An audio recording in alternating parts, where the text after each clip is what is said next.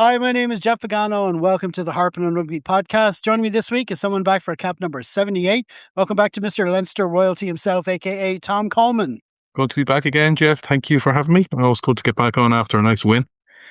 Indeed, especially after the week that was in it. And let's just turn our attention straight to that feature match of the week. And here is a generic 80-word summary of how things went. Leinster swept into the URC semi-finals with a 59-10 demolition of the Lions, running in 9 tries at the Aviva Stadium. Dan Sheehan, Hugo Keenan and James Ryan built a 21-5 halftime lead before Scott Penny, Sam Prendergast and Gus McCarthy extended the margin. Jimmy O'Brien added another before James Lowe struck twice late on, breaking Leinster's all-time try record on his 100th cap. The dominant display secured a home showdown with the Stormers next Saturday evening. Obviously, we are going to go into a little bit more detail than that. And first up, Tom, we were all saying before this one that it was important for Leinster to put Bilbao behind them. And I think the phrase that's been going around is that they were turning the page with this performance. Yeah, I think we all needed to turn page. I was lucky enough to be over in Bilbao myself last weekend, and yeah, it's taken a minute, like all Leinster fans know. But what I suppose, look, the easiest thing to do would be for a team like that, Leinster, just to rock up and dial it in, for the week against the Lions and stuff like that. But obviously there was, faring, there was plenty of chats had on the Tuesday, say, and onwards about that phrase exactly, turning a page, and also been given the opportunity to turn a page. In other years, last weekend might have been the final game of the season, and they wouldn't have been able to feel that put at least a small right on the wrongs of the performance in Bilbao until September. So they literally had a week to come back and get rid of those frustrations and try and put in a performance. So probably the best thing for them was a game, within, the week turnaround, something that they could focus on and something that they could get their teeth into. And some of the messaging coming out of the squad before and after the game was that turning a page and having the chance to turn a page. So I felt it was more of a mindset thing for Leinster this week than anything else. And that sort of fueled the performance, I think, against the Lions. Look, a little disclaimer at the start, we're obviously a Leinster pod. I'm not going to reference everything we say in the next 45 minutes or so, but the Lions performance. We'll I'm sure we can harp on that for a bit. So, any neutrals that are listening going, well, the Lions were terrible. That may be so, but we still have to focus on. We'll get to that. We'll focus. You can only focus on the psychology of a team getting well beaten in Bilbao, losing their 5th final, and what they had to do in the week to focus that to get a result the weekend against the Lions in the quarterfinal of the URC. I know some fans don't put the same love or emphasis into winning the league, but I do. I'd happily win the league every year. Absolutely. Obviously, we still want to win the Champions Cup, as it's called now, but the league, absolutely. Personally, I'll be busting a gut as much as I can from the terrace against the Stormers next week, and hopefully on towards the final.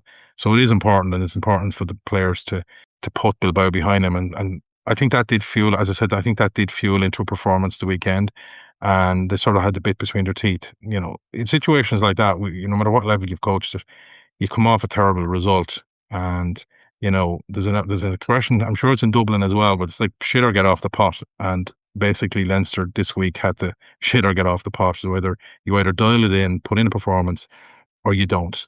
And one thing this group can never be accused of is sort of ever dialing in performances and putting a performance in, because they 100% did on Saturday against the Lions, and they showed a lot of grittiness and intent. And a lot of the times when you're desperate for a win, mistakes can happen because you just so want to win, to rid the demons of the previous week, that stuff just doesn't happen, and then it feeds into that, and you become a bit of a cycle. What I liked about Leinster was they started really well in this game, and a lot of the stuff that they've been trying to do all season came off. They were playing with intent on the gain line, carrying hard through both our centres, Osborne and Reiko, who had a good outing at 13, and absolutely, sort of blitzing the breakdown. without referring back to Bill Bear every week, every moment. One of my frustrations from the week before was just our tactics around the breakdown. Um, we went away from what we were doing especially if you even go back the week before against Toulon, we were dominating that collision around the breakdown. And we didn't do that against Bordeaux, but yourself and the lads have spoken about that match. So there's no need to go over it again. But we did go back to type. We did go back to type against Lions, where on our own ball we were hitting that ruck. And I think 60 to 70% of our ball was off 3-second rucks. Again, I'm not saying Lyon or Lions are like Bordeaux, but it's the intent. You can only hit what's there in front of you. I'm not really interested in whether how good or bad the opposition was. It's the way Leinster are trying to play and had the tactics involved. Leinster were against Bordeaux. We're trying to keep 13 or 14 on their feet, not putting numbers in the breakdown. Probably worried about that transition ball, losing that transition ball against a very, very good Bordeaux team, and went away from their own game plan. In my opinion, what was the bedrock for Leinster to win against the Lions? I'm sure a lot of the backs and James Lowe and Sam's performance, etc., will get a lot of the plaudits. But it was again up front where the lads up front were just nailing rucks, supplying quick ball for Gibson Park, and that's where the intent then, especially around centre, came from. And it was good to see that happen against the Lions. And a lot of that we just gave us go forward ball, and we were able to run our patterns that we've been trying to run all season in the back line. And for a lot of the game, the Lions looked quite bamboozled in defence. And so we're doing a lot of pullback passes, putting players through gaps, through holes, little soft offloads, and really causing a lot of havoc for that Lions defence. And look, the Lions, I'm sure, prepped well enough for this game. They decided to stay in Ireland after the Munster game 2 weeks ago and not go home. So they showed their intent by that. They put their money where their mouth is. The easiest thing would have been to fly back, go back to Johannesburg and come back up. But they obviously wanted to put a focus on this match. It was their first knockout game. And I suppose that what I was speaking about pre-match, the week leading up, about that probably fueled Leinster a bit as well. Because I think if you're again coaching at any level or playing at any level, if a team puts that much effort, you realise, these guys aren't here just to make up the numbers, regardless how the game turned out. The intent of the organisation, the Lions organisation, was to give their team the best opportunity they could to pull off a result here. And that probably helped fuel Leinster's concentration as well as other things. And so, yeah, I was very impressed with the sort of professionalism of the lads and how they sort of bounced back. And they're probably using key things to motivate them. Obviously, that's why he started off saying about turning the page. And I'm sure, the motivation of James Lowe's 100 cap and James, trying to get the record try. A lot of these little, while they're not going to define the game plan, there are motivations to keep going, to keep that sort of standard of excellence going. And that's why, they kept the foot on the pedal right up until, the 80th minute when the whistle went. So yeah, all in all, a very, very good performance from Leinster, and a lot of what we've been trying to do in attack came off. Again, I'm not going to mention the opposition and how good or bad they were, but it's the intent. When you're looking at a game, you're looking at the intent of the way that our team was trying to play, and the intent was there. We did notice in the second period of the first half, it fell off a little bit. We probably get a little bit frustrated. There was signs of, just little knock-ons or fellas overshooting their line or running their line, and the momentum didn't quite get going. But again, I felt comfortable enough because the intent was there to keep playing the way they were going to keep playing, and if they make a mistake, dust themselves off, go again. But yeah, look, it goes a little way to healing the wounds from Bilbao. You just have to, as a supporter or as a player or as the coaching teams or whatever that, within part of the Leinster family you are, and hopefully the next week against Stormers will heal a little bit more wounds. Yeah, I mean, yeah, turning a page was definitely the theme for Leinster, after a weekend like that. And we can talk about last season and how they, and we were saying in the preview how it's a little bit different to last season because, of course, if we don't, in case we need reminding, we went out of the semifinal stage then, so we actually had the week of the final off to sort of regroup and prepare. So this time we had to go like straight from Bilbao, straight Mm. into the knockouts, get try to put the result behind us and get ourselves in a mindset to not just win the game, but to play a kind of rugby that we could possibly bring through for the next few weeks. If there's bigger knockout matches coming down the line, and totally agree with you on the importance of the league. I mean, this league in particular, it's when we were winning the championships year in year out, people were saying, "Oh, it's a Mickey Mouse competition. There's nobody else in it." These South African teams have come in it. Not only have they improved the league, but other teams have stepped up as well. It's been won by several different teams since its inception. There's a lot of contenders in it, and it's a big competition. One thing I've got used to as well. I sort of keep forgetting that we're champions. I don't know if that, you know what I mean? It's like when they say it in the news, "Oh, the champions are playing today." Oh yeah, that's right. Oh wait, that's us. Mm. And that's another thing they to push them as well. They're the reigning champions of this league. Nobody's ever won it back to back. That's another kind of motivation for them as well. They have to put all that together, get its team together, and then start playing like it. And like you say, from the start, we ran in a couple of tries. There was kind of a low period in that Mm. first half when the old knock on seemed to be coming back. And then you have the Tom Clarkson yellow card. We were wondering, could that be upgraded to a red? Mm. There was a lot of, confusion there. But even then, before the halftime break, we were all of a sudden with the 7-man pack. We were down on their line, one off runners, boom. James Ryan tried just before the break. That was huge.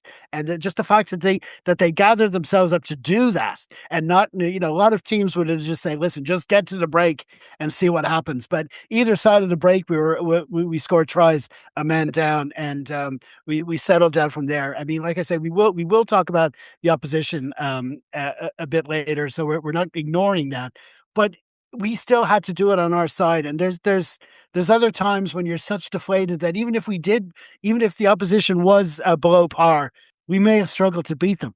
And I think we kind of showed that kind of resilience from start to finish, where we could just simply just get the job done and put it to bed. Yeah, no, absolutely. I think you've touched on a key part. It was the response to the Clarkson yellow that, and you could probably bookmark a Joe McCarthy uh, assist passing off the deck Oh. for a James Ryan try, and we might be waiting for Haley's comet to come back for that to happen again. Um, but both sides, as you say, both sides, and then Scott Penny got one straight after half time, and it just sort of showed the mindset and the ruthlessness there. Um, eh, I touched earlier on about where the foundation came, and obviously Joe McCarthy up front was absolutely key in, he was, the best way I can describe him was he was playing a bit like half James Ryan and half RJ Simon, because he was relentless going forward and doing those little pop passes over the head as he was getting scragged, and then he was super aggressive around the breakdown. Like he put in a real, that was a top lock performance by Big Joe, and the absolutely worthy man of the match as well. But yeah, it was that mindset we were speaking about. Yellow card. There was debate whether it could have gone red. Would we have been surprised if it was a red card? Probably not. But that is what it is. I think his hands hit the ground just before his head. I think that's the Mm. mitigation they found. If his head had hit the ground first, I don't think they would have had any choice. Yeah, yeah. I'm not sure, I'm not sure what Tom was thinking about. Yeah, it was It an was odd like one. it was an odd one. Yeah, it's very hard to look on it. I think when he was halfway up, he realized, shit, here, what am I doing here? Yeah. And you could see the panic on his face straight away. And obviously Tom coming in late, Tyke Furlong pulled out just before the game. Um, and Tom stepped up, and he's had an absolutely, besides the yellow card, he's had an absolutely marvelous season. I think we spoke amongst ourselves that Raba's influence this season on bringing Thomas Clarkson on as a top class tight head, Leinster fans, I think, could be sending postcards to Toulon for the next 5 or 6 years, and to see the amount of quality Tom Clarkson's going to be in blue and green, hopefully, for years and years to come. And he can give a little hat tip to Rabba when he's retired down in the Med and enjoying his retirement after his stint in Toulon. That's if he retires. He seems to go on and on and on. And I was delighted he was involved because he was unlucky to miss out in Bilbao. He didn't make the 23. And hopefully he gets to play a part before he heads off to Toulon because he's a bit of a fan favourite. But yeah, no, absolutely. As just finishing off on what you were saying, and then obviously the sort of Sam Prendergast try, the intercept, that really sealed it after the penny try. Just read the moment well. It was a good hit. I had to double check to make sure Max Deegan didn't knock it onto the tackle, but it hit his top of his shoulder and everything was okay. And Sam showing off his searing pace. I think he was catching a few breaths before he could even take the simplest conversions. But yeah, it was sort of summed up how hard Leinster were attacking, that aggressive line speed that they've been showing all year. They really shut down the Lions, any sort of effort the Lions had. And, that Max Egan sort of run out and hit, you could pick 20 moments in the game where Leinster were sort of super aggressive on defence and forcing the Lions into a multitude of errors. Obviously Chris Smith didn't have his greatest day with the boot because that's because he had to sit back in the pocket because there was nothing up on the gain line. And then, he was just trying to find something to get out. And unfortunately his kicking boots were left wherever he left them. But yeah, it was both sides of the ball and it go back to this word intent, Leinster's intent to attack and how they were trying to attack on the gain line and that intent in defence. And, credit to the lads. I said psychologically, would I have blamed anyone for dialing it in, considering the emotional scarring this group of lads have had since Newcastle onto Marseille and Dublin and Tottenham and, no, to be honest with you, they're all human. Yes, they are professional sports players and they'll have psychologists and psychiatrists and sports psychologists and blah, blah, blah coming out their ears. But they're still just young lads that had to put the boots back on and focus again. So that's where the credit lies, just being able to focus themselves for the week and put in a huge performance, regardless of the opposition. Just that intent of attack and intent in defence, and not come remotely be accused of dialing it in after an emotional week.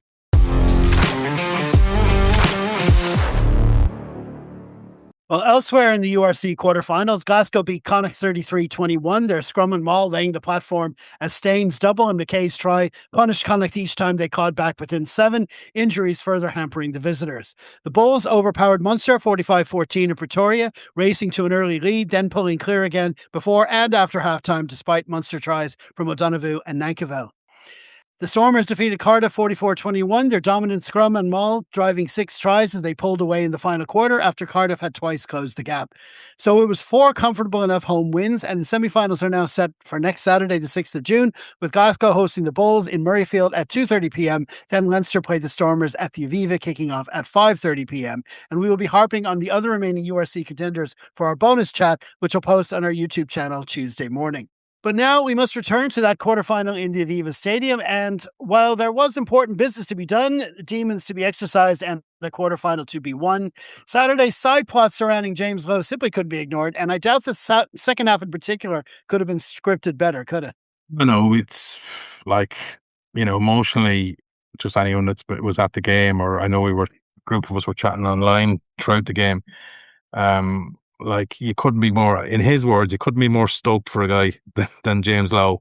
I remember when he came from, as an avid Super Rugby watcher at the time, we signed him from that cracking Chiefs team in 2017. And I was very excited and was about a player because I could see that Chiefs team, especially that backline that the Chiefs was absolutely superb, one of the best backlines ever to play in Super Rugby, and James was part of that. And it took him a while to adapt to European rugby or Northern Hemisphere rugby, for want of, his defence had to be reshaped and blah blah blah, etc., etc. But 71 tries now in 100 games for Leinster is sometimes we have to forget about Louis Billy Barry's strike rate, and because that's just abnormally good. But like 7 tries in every 10 games at the highest level is in blue. Was a lot of those games he would have played in was big European games, big knockout games in the URC in the league. It's just a phenomenal strike rate, and he's such an infectious character as well. Plus, he pisses off opposition fans with his ass slapping, and so that's an added bonus for us. But yeah, as a Leinster fan, I couldn't be more delighted for him. And I hope to God something works out that they're able to keep him. I think um, there's the profile of our back three coming up is quite young, and I think James Lowe would staying on. He's 33 now, years of age would be great. Because if you could ever see a guy that's sort of reinvented him several times as a winger, it's James Lowe. Like as I said, he was electric when he came up first. Then he, worked on his defence and became very good. And then he became one of the best exiters in world rugby with his left boot. And there's so many strings to his bow. And he's as strong as a back row when he's out on that wing. He's got that big fend and big ties, and he's able to drive across the gain line time and time again. And then marry that up with just some beautiful offloads and his ability to keep the ball in play when it looks like he's going to end up in row A in the stand. He's a fan's favourite, and just for him to get the 2 tries and beat Shane Horgan's record in probably less than half the time. Don't get me wrong, I was a Shaggy fan at the time as well, but Shane did it over 200 games, and for James to do it I don't think we realise how good he is until he's gone, and I don't want us to realise he's gone at the end of this season. So yeah, it's hopefully, selfishly, I hope something gets sorted for him. But you could see the joy on the Leinster lad's face when his teammates when he got across the line to beat the record. That shows you how popular he is within the squad, and they were trying their best to get him across, especially when the game was won at that stage. Jimmy O'Brien nearly screwed it all up by not offloading when he was inside him for his try. But in fairness to Jimmy, he did the right thing at the end of the day. It's about winning the 4 tries, and the try was on, and he took it. And it was nice that Jimmy was able to make it up to him by throwing a nice right to left pass to get James away in the corner. So he got out of having to pay for the bar afterwards. I'm sure he would have been having to buy drinks for Jimmy for the rest of the night if he didn't get a try. So look, delighted for James, and hopefully he's a big part to play in the next couple of games as well. And beat that record even more. Yeah, absolutely. I mean, that's why I said, because it was the way the game was scripted, because we, obviously the most important thing was to win the game, put it to bed. And as you said earlier, that it was that Sam interception that really kind of cemented that when we know, okay, this one's done. And if the game was still up in the air before when he got his try, maybe in the first half, there still would have been celebrations, but you still have to knuckle down and get it, get back to the game and stuff. But when the game was sorted, he stayed on. I think it was you said in the WhatsApp group, if Leo takes him off now, he could just resign. At the stage, he had to play the full game to get the try. It was hilarious. Like, it was right down the corner from where I was looking. When Jimmy O'Brien went over and he looked up and went, "Oh God, geez, what have I done?" James Lowe was right there. But as it turned out, you wouldn't want it to have scored it that way. You want it to be a classic James Lowe try. Get him to him on the wing and let his strength finish it off. And it was actually the second one I thought was even better right at the end. I know the Lions were knackered and they were on their holidays or whatever way you want to put it, but it was still really, I think one of the best tries we did was right at the very end. Well constructed try, and he got him. I think if you South Africans listening in, I think some of them misinterpreted Leinster's over celebration of that try. Yes. Thinking it was in bad taste to an already Lions, but no. Had a comment on the Facebook page, which is pretty hilarious, but that got dealt with in the replies.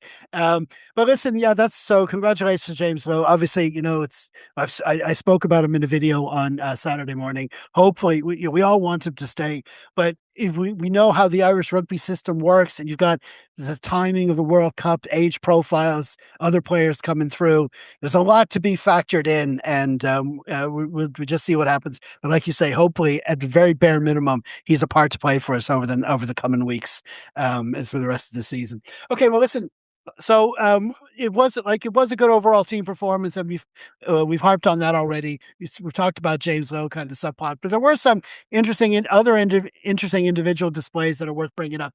I'd like to focus on two players who have taken a lot of stick this season. Starting with Sam at 10. Was this an approved outing from him? Well, if Leinster Low Rugby is a TV program and this is whatever season 150, trying to do my maths and see if that's 18, whatever it is, 78. Uh, Definitely the arc for the storyline for this season, 2026-27, is Sam Prendergast, and the ups and downs of the main character. Well, look, the main character this week had a good week. Look, I think there's probably no better, great Crowley, hugely. He has a lot more grit in defence than Sam. But if you have a pack that's got front football like Leinster did against the Lions, there's probably no better 10 in Ireland. Now, obviously, those ingredients are not there all of the time, and we get that. But when he's on front football, and he's a lovely player to watch, you can give him all the stick you want for different reasons, or people if that's what they decide to do. But if you look at a rugby game when he's on front football and he's putting those soft little passes in left and right, and he's a lovely delayed pass for putting players through the gap. Like, you have to give credit. If you're going to criticize him for X, you have to praise him for Y, or else you're just being a hypocrite. No matter if you're a blue supporter, a red supporter, green or white. I'm not interested. Critique somebody on their flaws, but also on their strengths. And Sam's strengths, he realised there was weaknesses in the Lions' defence as well. Like, I've not seen higher kicks in the Aviva. I don't know when. I think he was going seagull hunting with some of the kicks because the Lions could not handle those either. He puts unbelievable height on those ball, and every one of them caused the Lions problems. But yeah, it was just, again, I spoke in the earlier part of the pod about intent. And if you think of Sam, the last few weeks, I thought he had a very good performance up in Ulster. I was up there that night. I thought he was excellent in the way he played. And then he, call a spade a spade, a bit of a disastrous performance in the next round. Then he gets dropped for the Heineken Cup final. And then he's back in again this week. And he puts in a very, very, very good performance against the Lions in the quarterfinal. And when he's on it, when the pack is on it, and then he's on it, Leinster very, very, very hard to stop. I suppose the lesson there, and maybe why Andy Farrell and Leo are trying to put so much effort into Sam as a player, is when he's on it, you have the ability as a team to reach higher levels than when anybody else. I suppose the consistency now is the thing for Sam, rather than we know his peaks. But it's getting that consistency performance that'll bring him from a certain level of player to a very, very high level of player. Like, he's too good to discard, given his skill sets with ball in hand and off the with his kick from play. So yeah, I was delighted for him. Like I always am. Like, he is, I think, just from speaking to certain people inside the camp, he's finding it emotionally tough. Like, he's getting dogs abuse online. And people forget how young he is. It doesn't, if I was getting that, the dark side of 50, if I was getting that abuse online, I wouldn't be able to handle it. And I see myself as a pretty strong character, don't let stuff bother me too much. It must be very difficult for him, just constantly reading the digs, and still come out and put that behind and put in a very good performance. And again, opposition, blah blah blah. But it's the intent. Very easy thing for a guy with very low confidence would be just to sit in the pocket and shovel ball on, because he would have Osborne and Reiko outside him, and then he would have definitely had some back rows coming inside him and the way he plays. So, but he didn't. He still trusts his own ability, taking it right to the gain line. Took a good few heavy hits from the Lions, rightly so, as they were following through. So yeah, I admire the kid's ability to bounce back, and I'd probably, on him. I'm not saying he needs a summer off. That's probably the wrong way of phrasing it, but he definitely needs time to just get the head right and hopefully finish this season off strong. Yeah, absolutely. I mean, it has been a tough season for him, like you say, and I mean, here, like we try to call each match as we see it. Like you say, Mm, if he plays well, like he did in Ulster, we give him all the praise in the world. I think it's just the way I said, the season started with him still as the presumptive starter for both Leinster and Ireland, and I think that just as the season went on, both teams had to look for alternatives, and I think that that but you've also got someone's career to manage as well. I mean, a lot of these comments I see online, they're effectively writing him off and looking towards next season, not even including him. Do you know that kind of way? As if he's just going to mm. disappear. Oh, just loan him out, send him away. This, that, and the other. I think he's got a really big part to play. You can see his talent. You can see what he can do. That, like you say, that delay in his pass, it's just so natural to him, and it just throws everybody. I mean, it's going to throw anyone trying to tackle him. And but and his kicking, his conversions improved as well. He did a couple of nice ones from the touchline in this game. Sort of an effortless strike of the ball. One moment that really impressed me because I wanted just to see him do the simple things. Mm. More often than not. And there was one situation where I think the Lions had the ball around the 22. There was a turnover ball. It was a quick turnover that went to him in the 22. I'm pretty sure in previous times he would have tried something like a little chip over the top or Mm. something a little different in that moment. But he looked up, played it, and kicked it long into a space between the two in the Lions' backfield. Found grass, and that was the right the simple, the smart thing to do in that situation. And it was good to see overall. And No, listen, his you are right. His error count was a lot lower yeah, this week. You're right. Sometimes he has the brain fart is probably the wrong word, where he doing the wrong thing at the wrong time and mhm, try to force something out of nothing. When sometimes it's better just go another phase or two yeah. with your pack or whatever, and then just play yourself out of trouble rather than thinking he's still playing under 16 or under 18 or even under 20s, where his ability is getting him out of trouble a lot of the time. And I think that's the big adaptation he's having to senior rugby. Yeah, absolutely. And so that's Sam, but there was another player as well. I thought was has been getting a bit of stick from us this season, and it's Reiko Wani at 13. And one thing we had been saying about him is, and listen, if he's got to be in the team, he should be on the wing. Have him to the wing, so he's the last person to get the ball. We do tend to play the ball through the hands, get it quickly out to the wingers. So if he's the guy in the end, then maybe he can do his thing. We saw him wearing 13 this time. We thought maybe, oh no, maybe that could be a problem for us, but he really gave it a go and he had some very strong carries in this game. Well, firstly, like when we're speaking about Sam, we I think no one will accuse us of not calling it as we see it. If Sam plays well, we say it. If he hasn't, we'll say it. We try to be fair without being critical, just to be mean about it. And the same as for Rico.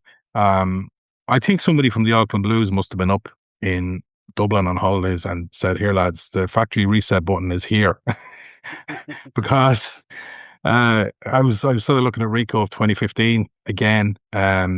Just I know it's that word of the night, just that intent. I don't know whether being over in Bilbao and seeing the emotional hurt. I stayed in the stadium for about half an hour for the presentation afterwards, and some of the Leinster players were doing a lap. But there was a lot of hurt in that Leinster team, and obviously Rico hasn't got the same baggage as the lads have had built up since in Newcastle against Saracens and onwards to now.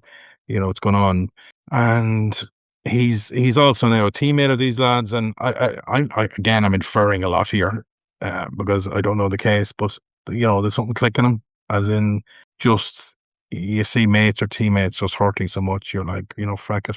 I'm not saying he was just lolling his way through his trip up here. That'd be unfair to say that, but whatever was as a team was said this week, it's affected him as well. And that thing, talk about the emotional side of it. No one can ever question the guy's talent. You don't get 80, 90 caps for New Zealand and clap through tries and play for one of the best franchises in the Auckland Blues without being a very, very, very good rugby player. And his stats say that. I think the frustration from the Leinster point of view is that, we're maybe hoping for Geordie Part 2.0 and we didn't quite get it. But again, calling it as it is, he was very, very good the weekend. And I'm sure people are saying, but the Lions, but the Lions. Again, it's the intent. It's the intent of how you want to play. He was taking those little pop passes from Sam or from Jamie or inside passes. and he was hitting that gain line really, really, really hard and carrying intently hard.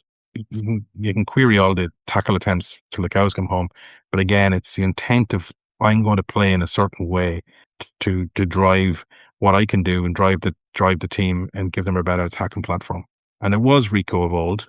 That's, you know, maybe we look back, maybe he's able to bring it again next week and the week after, hopefully, and we'd be going, oh, if only it was done for a longer period. But on the weekend's performance, he was very, very good. And it was, as I said, somebody like hitting the reset button with him. Um, it was, what I'd seen him as a player lots of times for the Auckland Blues. Just confident, aggressive, big carrier, big focal point of an attack on ball carrying, and just had an ability to get that ball away. And he ran some really, really, really good lines outside Sam and outside Jamie at pace. And the intent was there. It's what he can do, what his mindset, what he brought to the game, rather than not worried about the opposition and what they did with him. That's a separate point. But yeah, I was well impressed with his performance, and he really needs to do it next week as well, and the week after. Just be Reiko of 2015 or 2017, or be that Reiko Ione that was, in the talk and with any discussion for World 15. That's the level he's played at in his career. Yeah. We put him in a 13 or whatever the case may be. That's what we want to see, and hopefully he's able to bring it again next week, and touch wood the week after if we're there. Absolutely. And of course, we've spoken about three individuals, and they're all backs. And of course, after that performance, you said it yourself in the opening bit. I mean, a lot of what we were able to do was on account of the forwards. And of course, the player of the match was Joe McCarthy. Outstanding performance from him. You did say it earlier, but just to give a bit of love to the pack, just before we move on, it was a great overall display from them, like including the bench. Oh, absolutely. Joe was fantastic. I thought, again, the last time I'm going to harp on to the Bordeaux game, we played, I felt we went away from our strengths against Bordeaux for whatever reason, maybe that fear of transition ball. And a lot of Joe's strength as a player is really been aggressive around the ruck, and then as a sort of a, the leader of the next pod. If he's not in an initial ruck, he's the leader of the next pod. And I just thought his distribution, his aggression, both sides of the ball. We all know some of those highlight reels he's had this year, ripping balls out of carriers, or bursting through mauls and coming out with the ball and with the mullet flying. He's got that in his armory as well. But just all round, Alan, the biggest compliment I can give him is he was every bit as good as RG Snyman was as a focal point for attack, as a ball carrying second row, as RG has been. That's and that's a compliment I would. He was that good on offense with the ball, and just been a menace, been able to distribute ball away when it looked like he was getting swamped by 2 or 3 Lions defenders. So yeah, he's again, he'll be massive against more aggressive Stormers pack next week. He'll be massive and hopefully when he came off, it was just a little bit of a precaution. Absolutely. And of course, you said it a few times. You said, but the Lions, opposition, blah, blah, blah. But we might as well just, we always try to say a little bit for our opposition. I mean, the Lions, it's been their best season in this competition since joining it. They've had some great results throughout the season. They won the South African Shield. It's been a great competition for them overall. Obviously, they were disappointed, like you say. They stayed up in the Northern Hemisphere for instead of going back and forth across the equator and whatever. But it just wasn't clicking for them today. There were several. And they were a bit like the last time they were here. They were definitely trying different things. I mean, they know the defense they're up against. Towards the end of the first half, they were getting some results from contestables, and they were getting there, and they got their yellow card, and they got a try, and they did all that, but kicks out on the full, and all over and over, and it just wasn't their day. So it's like you do have we are acknowledging that the opposition wasn't quite what we'd faced the week before. Yeah, I think one thing on it was in compliments of the line. Like, the Lions are up here in Ireland for 3 weeks, so they stayed up here from the first Leinster game. Obviously, then went to Limerick and then stayed here for the 2. So they've been up here a little over 3 weeks. So as I said earlier on, fair dues to the organisation for going, you know what, we're going to make a fist of this. But yeah, it just started poorly. Obviously, I said earlier on, Chris Smith's kicking boots. I don't know how many kicked out in the full in the first half. Another little thing I suppose is the number seven Hakani. Apologies if I'm pronouncing his name wrong. He's a very, very, very good back rower, and Leinster were aware of the destruction. You know, especially when you look at the Thomond Park game, he was. I think as somebody said elsewhere, I'd rather tackle the housing crisis to get in line with him and bring him down. But fully Leinster went after him a little bit, and when I mean went after him, and they forced him to make tackles, so then he was less effective at the next phase. So we decided to run at him, which Leinster do a lot. They target somebody who's good around the breakdown, and they forced him into making soaking tackles, and they can't get to the next ruck and be effective. So they realised. But look, the Lions, yeah, I'm sure the fans, they've been a bit of a Jekyll and Hyde team, absolutely outstanding in Johannesburg. They've not won in Europe, and that's the big thing they have to fix about what they have to do to win on the road in Europe. What changes they have to make, from a preparation point of view, I'm not sure. That's the challenge for them next year, and hopefully hold on to some of these good players rather than the other three teams in South Africa as they come in and take the best of the Lions players. So, yeah, all in all, a good season. They got to the first, but obviously they let themselves down very badly against Leinster. Just no show is probably a bit harsh, but it was as close to a no show as possible, given the effort that was put in to stay up here for the last 3 weeks. Absolutely. And of course, we had our usual comments at the full time whistle on the Facebook page. We had Colin Mahagan, who said, great result, great performance. Understandable reasons why the crowd was so small, but Leinster fans need to support our team when the team need it the most, and not only when we win trophies. That's true. Gavin Hegarty said, great to see Lowe get the record, but I can see why he's going. Nice to see Sam run the show and run it well. And on a side note, we have Sheehan, Kelleher, and McCarthy at 2, 3 world class hookers. How long before Munster take one? If you want to join the conversation yourself, please do leave your comments after the full time whistle over on our Facebook page. Okay, listen, we're going to leave it there for now. Many thanks to Tom for joining us. Looking forward to having you back on again soon. Thank you very much, Jeff. Yeah, hopefully we can finish off the season with a win. Please God. And as ever, be sure to stay tuned to Harpin on Rugby on all the socials during the week, starting with our bonus chat posting on YouTube Tuesday, where we'll be harping on the other 3 contenders for the URC title this season. And then our 80 plus column, where we try to look at the wider rugby world, and that post every Wednesday over on Substack. In the meantime, stay safe, everyone. Slán.